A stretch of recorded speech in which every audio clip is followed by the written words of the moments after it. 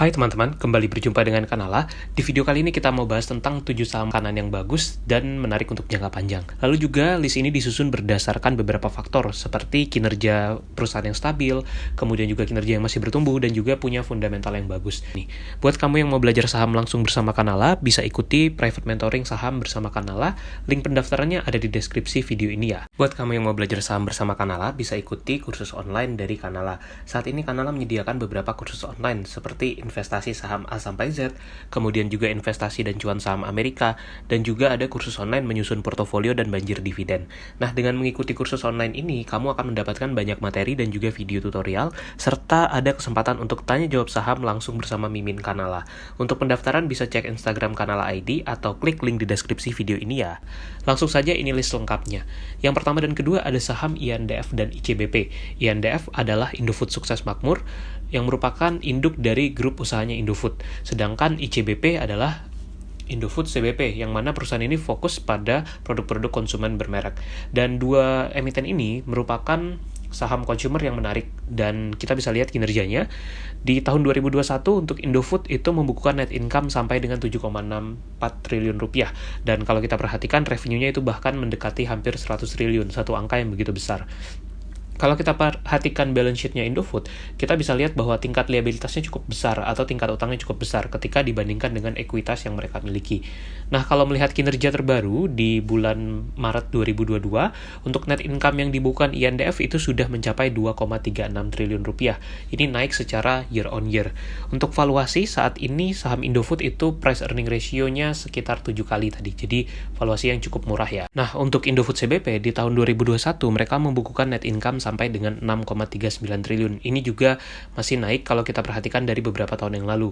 Untuk balance sheet-nya, ICBP ini punya tingkat liabilitas yang juga cukup besar, mencapai 85 triliun lebih kalau melihat data pada Maret 2022. Dan ini untuk gambaran kinerjanya, pada Maret 2022, perusahaan ini sudah membukukan net income sampai dengan 1,94 triliun rupiah. Kalau disetahunkan, teman-teman tentu bisa hitung sendiri. Untuk valuasinya, saat video ini dibuat, price earning ratio-nya sekitar 15 kali dengan dividend yield sekitar 2,4%. Yang ketiga ada saham Emyor, Mayora Indah. Ini merupakan perusahaan consumer yang punya produk-produk juga di bidang makanan. Ini beberapa merek-merek yang sudah sangat terkenal dan dekat dengan kehidupan kita sehari-hari. Nah, bagaimana dari sisi kinerjanya? Kalau kita lihat dalam beberapa tahun terakhir, Mayora ini masih punya kinerja yang cukup stabil, walaupun pada 2021 net income-nya mengalami penurunan, yaitu nilainya hanya 1,19 triliun, menurun dibandingkan tahun 2020 lalu. Kalau kita lihat kinerja di semester pertama 2022, untuk laba bersihnya itu masih mengalami pertumbuhan secara year on year. Dan ini untuk valuasinya, saat ini memang valuasinya cukup mahal ya, karena price earning ratio-nya sekitar 45 kali dengan dividend yield hanya sekitar 1,1%. Namun, kalau misalkan valuasinya bisa lebih murah, bisa lebih menarik untuk kita eksplor. Yang keempat ada saham UNVR, Unilever Indonesia. Unilever ini juga punya banyak sekali produk-produk di bidang makanan dan minuman juga.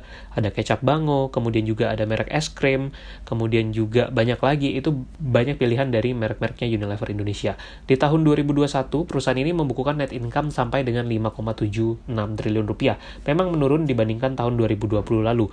Namun berita baiknya adalah di kuartal 1 dan 2 2022, kinerja Unilever itu sudah naik kembali dan sudah membaik tentunya.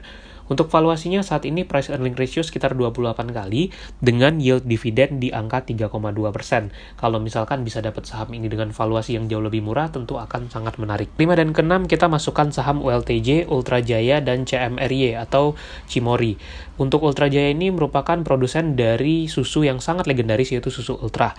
Di tahun 2021, ULTJ ini membukukan net income sampai dengan 1,27 triliun. Ini masih naik dibandingkan tahun sebelumnya. Nah, pada semester 1 2022, untuk ULTJ juga masih membukukan kinerja yang baik. Di kuartal 2 2022, net income-nya sudah mencapai 316 miliar lebih. Jadi teman-teman bisa hitung dalam setahun itu akan berapa. Yang menarik adalah valuasi ULTJ itu cukup menarik karena price earning ratio-nya hanya sekitar 11 kali tadi. Untuk Cimory, ini juga merupakan produsen dari susu dengan merek Cimory dan juga ada merek-merek lain untuk produk-produk lainnya. Termasuk juga ada merek sosis yang teman-teman bisa lihat di situ. Untuk kinerjanya, Cimory mengalami peningkatan yang begitu drastis di tahun 2021. Net income-nya mencapai 790 miliar lebih. Dan kalau kita perhatikan, untuk di kuartal 1 dan kuartal 2 2022, Cimory masih membukukan kenaikan net income. Jadi, secara pertumbuhan bisnis ini menarik tentunya. Namun memang valuasi sahamnya cukup mahal. Kalau kita perhatikan, price earning ratio-nya itu sekitar 28 kali, dengan yield dividen hanya sekitar 1%-an. Jadi, valuasinya yang cukup mahal di situ. Yang ketujuh ada saham TBLA Tunas Baru Lampung. Kalau ini merupakan perusahaan yang bergerak di bidang pabrikan dan distributor juga untuk produk konsumen berbasis pertanian. Nah, ini contoh produk-produk yang mereka miliki. Ada minyak goreng, sabun, kemudian juga gula, dan banyak lagi. Teman-teman bisa lihat langsung di website TBLA-nya. Untuk kinerja pada 2021, mereka membukukan kenaikan revenue yang begitu signifikan, dan net income-nya mencapai 794,72 miliar rupiah di tahun tersebut. Bagaimana di kuartal 1 dan 2? Kalau kita perhatikan di sini untuk kinerjanya memang sedikit mengalami penurunan kalau kita lihat di kuartal 2 2022, terutama kalau di-compare dengan kuartal sebelumnya. Ini gambaran untuk balance sheet-nya mereka, liabilitasnya cukup besar karena lebih besar dibandingkan ekuitas yang mereka punya. Dan teman-teman juga bisa lihat valuasi saham ini menarik karena price earning ratio-nya hanya sekitar 5 kali dan yield dividennya bisa lebih dari 6%. Dengan valuasi yang murah, ini tentu menjadi satu potensi yang bisa dieksplor lebih lanjut. Itulah listnya. Apakah kamu tertarik? Komen di bawah, dan kalau punya pertanyaan silahkan komen di bawah juga ya. Jangan lupa untuk subscribe.